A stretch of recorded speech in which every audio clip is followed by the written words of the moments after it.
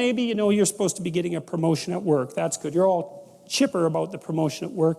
And you walk into your boss's office because he or she wants to see you. And they say, well, we've reviewed your performance over the last few years. And your performance has been somewhere between mediocre and decent. And we're downsizing and see you later. That's not a raise or a promotion, that's for sure. That's a hole that you fall into. And the question is, well, what do you make of that, right? How do you frame that? How do you take that emergent chaos and make habitable order out of it? You don't know. Is the whole capitalist system rotten to the core? I mean, that's a convenient explanation under those circumstances, that's for sure. Were you working for a psychopathic son of a bitch? Did you make the wrong choice in university, and was that your father's fault because you never did what you want, or was it your fault for not standing up to him? Or is it a dying industry, or is maybe this a wake-up call that you should go do something else that you've been waiting to do, that you've actually wanted to do your whole life, and that's why you're doing such a miserable job at your current occupation because you're bitter and resentful about the fact that you never did what you want? I mean, you don't know. It's all of those things at once. And that's very stressful because all of those things at once is too many things. And that's the reemergence of chaos. That's the flood. That's the return to the beginning of the cosmos. That's another way that it's been represented mythologically. It's that you voyage all the way back to the beginning of the cosmos when there's nothing but undifferentiated chaos. And that's what you're confronting. And maybe it's too much for you. And often it is. I mean, that can be traumatizing. It can hurt your brain. It's just too much for you to bear. But it doesn't matter. You're stuck with it. And so how do you respond to that? Well, some of it is catastrophic negative emotion. You freeze, and that's protective. And maybe you don't even want to move. You don't want to bloody well get out of bed for a week. And that's because your body is reacting as if the bedroom floor is covered with snakes, and the best thing for you to do is just not move. Just freeze. Not a pleasant situation to be in because you're hyper-aroused. Very, very physiologically demanding, and there's zero about it that's productive, except maybe the snakes won't see you. But they've already seen you, so that isn't helping very well. So you've got all this undifferentiated negative emotion, anxiety, fear, hurt, anger, guilt, shame, emotional pain, the whole plethora of catastrophes. And then maybe on the other side, lurking down there is, thank God I'm done with that job. I just bloody well hate it. I drag myself off to work every day. And there's a little part of my soul that's so goddamn happy I finally got fired that I can hardly stand it.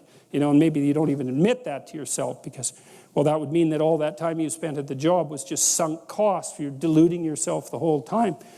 It is an interesting thing to consider, though, sometimes if you're in the unpleasant circumstance of having to fire someone.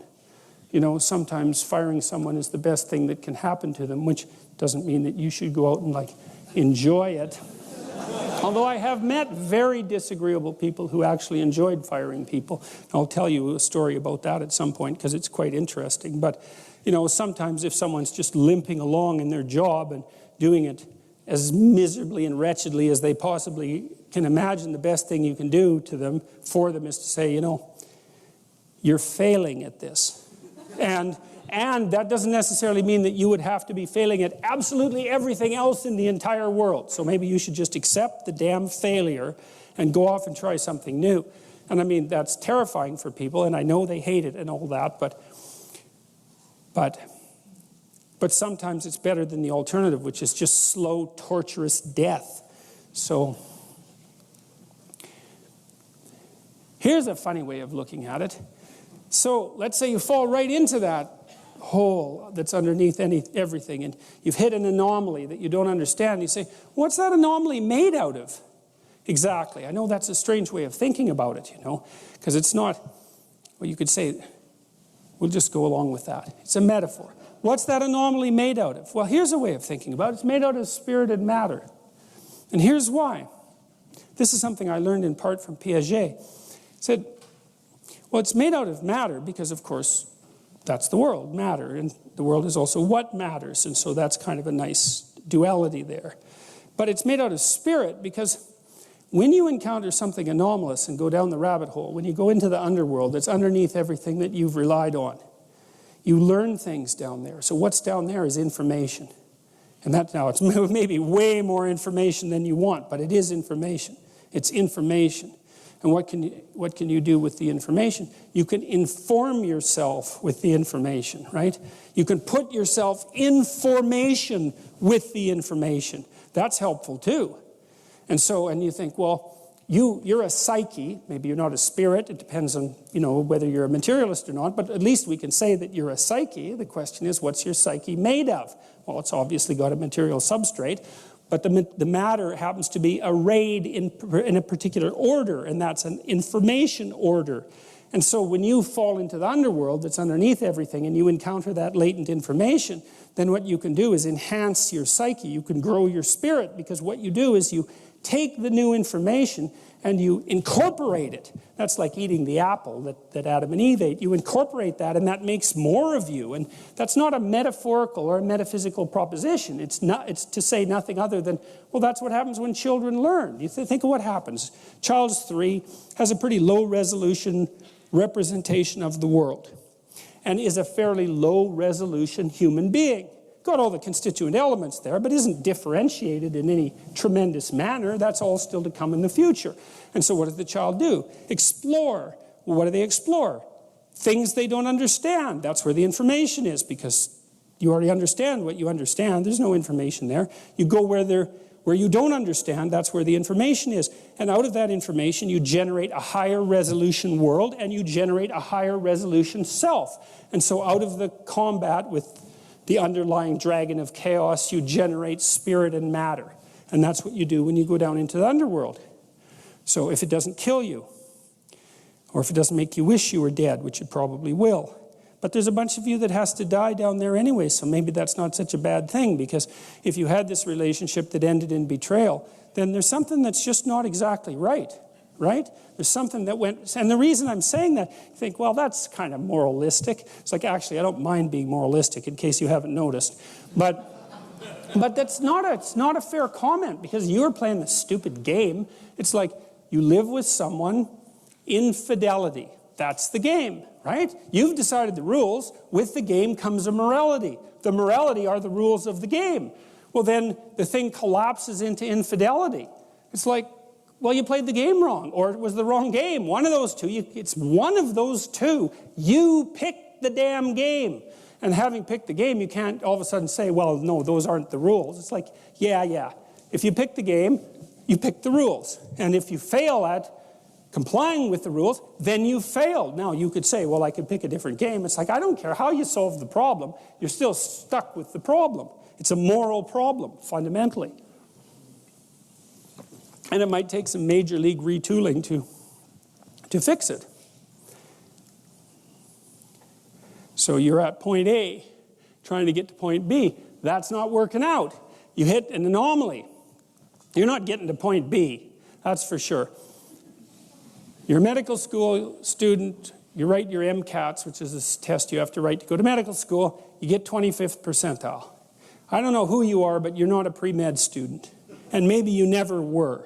Right? And that's the rub, man. And so, who the hell are you? You don't know. Collapse down here into this motivational conflict, this place of motivational and emotional uncertainty and tremendous information, right? It's a place of transformation. It's the phoenix that burns. It's the burning part of the phoenix that burns. It's the journey to the underworld. It's the journey to hell. It can really be a journey to hell, because you may find out that the reason that your partner betrayed you, or that you didn't get your damn promotion, is because there's seriously something wrong with you, and you know it. And I don't just mean that you don't know what you're doing. I mean that there's 25% of you that is seriously aiming at things not being good.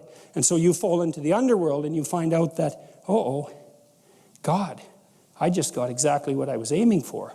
Or I got exactly what the worst part of me was aiming for.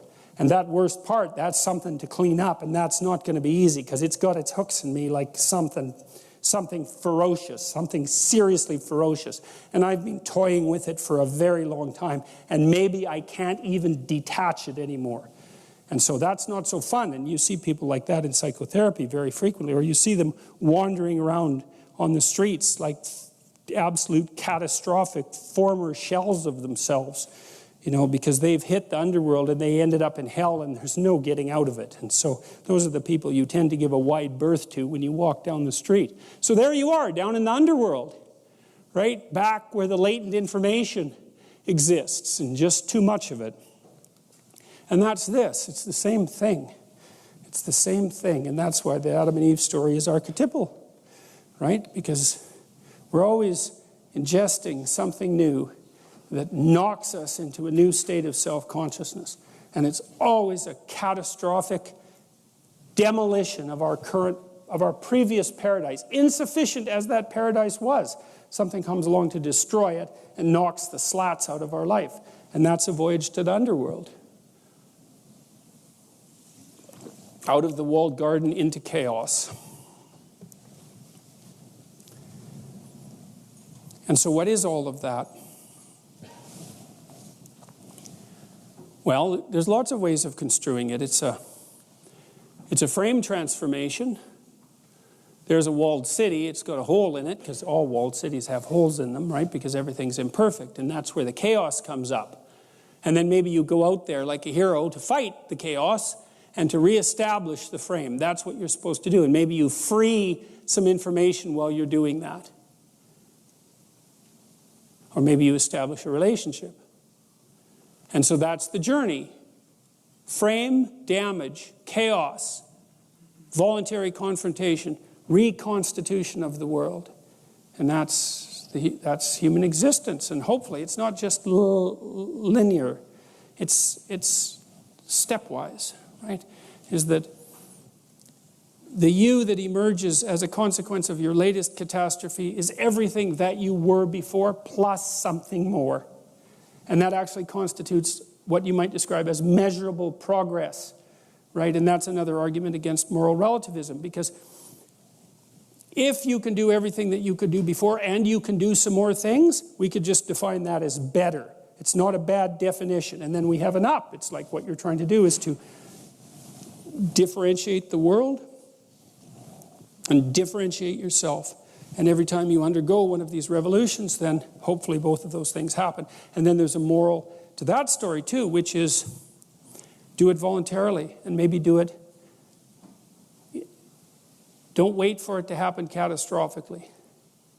Keep your eyes open. And when something goes a little bit wrong that you could fix it. Don't say, no, that doesn't matter. Maybe it does matter. Maybe it is matter. Maybe it's exactly the matter out of which you should be built. Maybe it's the matter out of which the world should be built. And if part of you is telling you it matters, what it means is that that part is telling you that there's something there that you need to engage with. That's what it means for something to matter. I really get a kick out of the word matter, because it's got these two weird meanings, right? There's the matter that everything is made out of, that materialists think everything is made out of, and that's just dead matter. And then there's the matter that life is made out of, which is what matters. And now and then you're moving through life and something matters. It's calling to you.